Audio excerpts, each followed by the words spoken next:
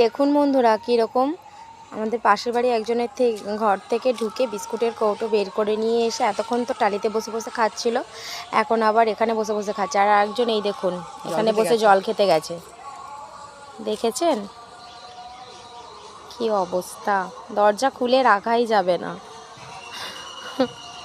এই যে একজন এখানে খাচ্ছে আর একজন ওইখানে। দেখো না টালি থেকে বিস্কুটের কৌটোটা পড়ে গেল গড়িয়ে গড়িয়ে, পড়ে যেতেই কি করলো নিচে নেমে এলো, নিচে এসে ওখানেই বসে বসে খাচ্ছে। আমি আর কাকিমা ওইখানে দাঁড়িয়েছিলাম, ভয়ে চলে এসেছি এদিকে। এই যে এখানে একজন উঠে বসলো জল খেয়ে, আবার কি ভীষণ ভয় লাগছে, আমি তো এদিকে চলে এসেছি।